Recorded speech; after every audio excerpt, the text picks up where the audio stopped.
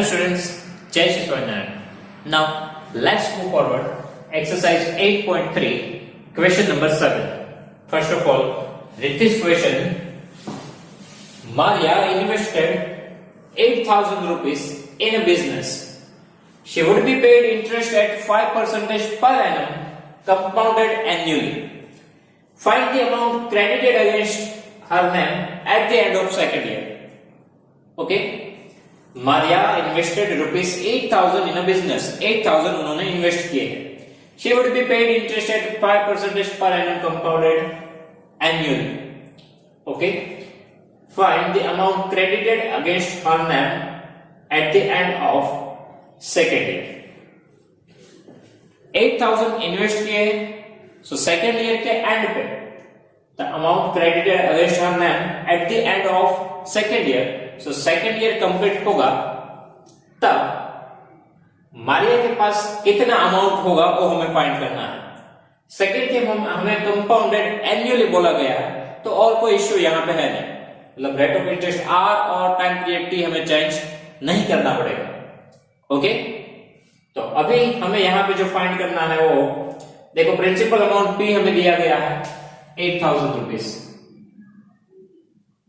Principal amount P 8,000 rupees. 8,000 invest किए गए. Rate of interest R 5% and time period T. So time period T उसके लिए हमें दिया है कि amount credited against her name at the end of second year. इस second year complete होगा, सो टाइम पीरियड कितना कंप्लीट होगा? 2 years. Okay, at the end of second year complete होगा, यानी कि टाइम पीरियड टी 2 इयर्स. हमें find करना है amount compounded annually, that means compound interest पे रखे गए हैं. So amount A is equals to T in bracket 1 plus R divided by 100 raise to T. Now our principal amount P 8,000, 1 plus rate of interest are 5 divided by 100 raised to t 2 years. Okay, and we can also cut this 25 up, so 5 cut.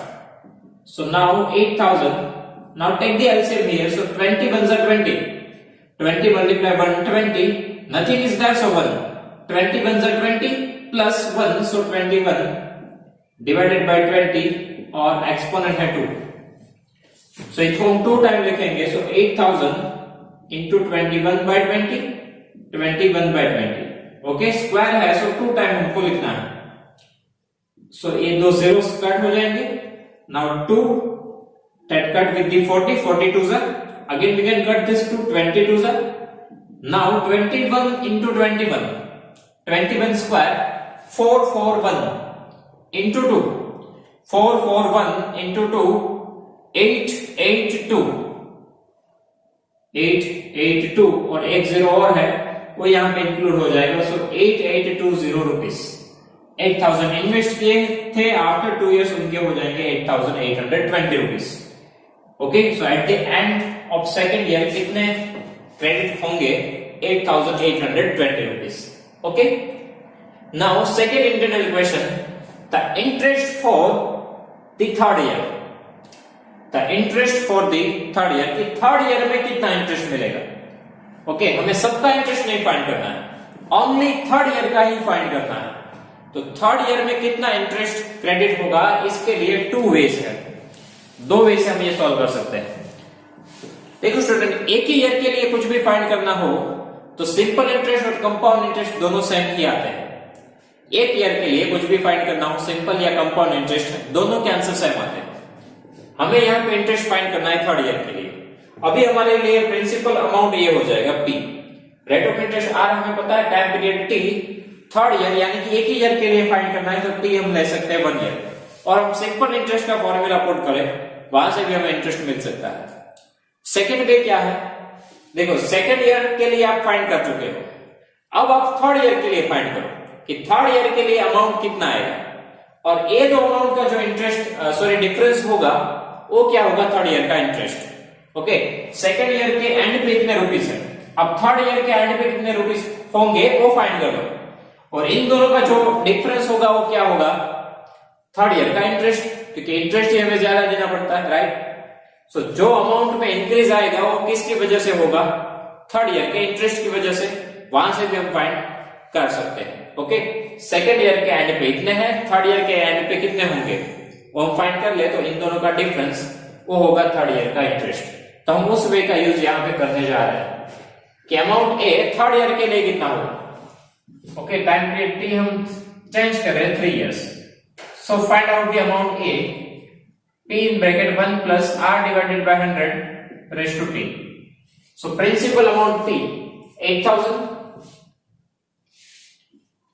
1 plus rate of interest r 5% divided by 100 raised to t 3 years. Again same thing, we can cut this 25 are okay.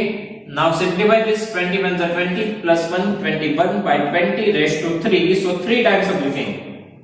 So 8000 into 21 by 20, 3 time हमको लिखना, 21 by 20 and 21 by 20, ये तीनों zeros यहाँ पे cut हो जाएंगे, 2 4s are 2 2s are and 2 2 cut.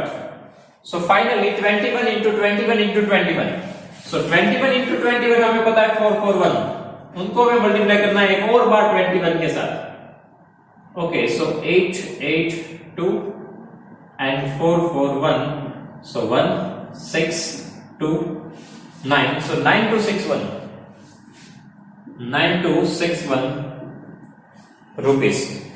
Okay, तो यहां पे देखो स्टूडेंट हमें क्या मिला, सेकेंड ईयर कंप्लीट होंगे तब हमारा अमाउंट हो जाता है 8820, थर्ड ईयर कंप्लीट हो तो हो जाता है 9261, इंक्रीज हो गया।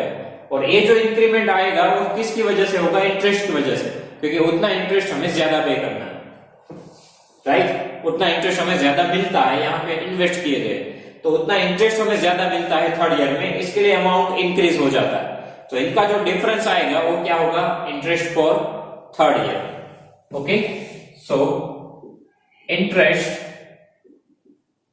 फॉर थर्ड ईयर, उसके लिए हमें क्या करना होगा, इन दोनों का डिफरेंस ले लो। सो 9261 माइनस 8820, एवरी टाइम जो इंटरेस्ट होता है वही इंक्रीज होता है और उसकी वजह से ही अमाउंट इंक्रीज होता है, तो वही हम फाइंड करेंगे डिफरेंस कितना है, तो वहां से हमें मिल जाएगा interest. Okay, so 9261 minus 8820, so here 1 6 minus 2 4 and 4, okay, so 441 rupees, ये क्या आएगा, interest for the third year. कितने हमने ज्यादा मिले हैं, राइट, तो ज्यादा किसकी वजह से मिले, इंटरेस्ट की वजह से, तो उस वे से हम जा सकते हैं। ओके, ये है हमारा फर्स्ट वे जिससे हम ये सॉल्व कर सकते हैं। यदि आपको सेकंड वे भी देखना है, दोनों नहीं लिखने होंगे स्टूडेंट, मैं जस्ट आपको दिखा रहा हूं कि और दूसरी मेथड क्या हो सकती है कि interest for the third year. देखो जैसे कि मैंने बताया था एक ही ईयर के लिए सब कुछ सेम होता है, तो हमें यहाँ पे तीसरा जो ईयर है उसके लिए फाइंड करना है। तो अभी प्रिंसिपल अमाउंट ये ले लो 8820, रेट ऑफ इंटरेस्ट आप तो सेम ही रहेगा 5%, और अब हम जो फाइंड करेंगे वो 1 ईयर के लिए होगा। देखो हम कर क्या रहे हैं, सेकेंड ईयर के बाद हमें पता है कि कितने रुपीस है 8820, इनके ऊपर इंटरेस्ट लगेगा, राइट। सो अब जो थर्ड ईयर में जो इंटरेस्ट लगेगा वो इसके ऊपर लगेगा, तो ये हमारा हो गया प्रिंसिपल अमाउंट कि इतने हमारे हैं। Okay, rate of interest R है 5 और टाइम पीरियड तीसरा जो साल है, साल तीसरा है बट है तो वह 1 ईयर ही, सो टाइम पीरियड क्या आएगा 1 ईयर। ओके, सेकेंड ईयर के लिए हमें पता है थर्ड ईयर का हम फाइंड करें, थर्ड ईयर का फाइंड करें उसका मतलब ये नहीं कि टाइम पीरियड 3 ईयर आएगा, हम तीसरे साल के लिए, बट वो साल तो एक ही है, सो टाइम पीरियड टी 1 ईयर। अब यहां पे आप ऐसा पुट कर दो तो भी आपका यही आंसर आएगा, क्योंकि एक ईयर के लिए सिंपल इंटरेस्ट कंपाउंड इंटरेस्ट दोनों सेम ही होते हैं। So PRT by 100, so 8820 rate of interest R 5, time period T 1 और डिवाइड बाय 100, एक एक जीरो यहाँ पे कट, 5 2 and 2 into 441, सो आपका आंसर आएगा 441 रुपीस। ओके, ये दूसरी मेथड इजी है बट इसको अंडरस्टैंड करना शायद आपके लिए थोड़ा डिफिकल्ट हो कि principal amount P after second year जो रुपीस है वो हमारे प्रिंसिपल अमाउंट हो जाता है P। Okay, rate of interest same रहता है और तीसरा साल, बट साल एक ही है, सो time period T 1 year. Okay, तो दोनों में से आप कोई भी मेथड यूज कर सकते हो। Okay students, so now if you have any doubts, so please write down in comment section. I will give you the answer. Thank you.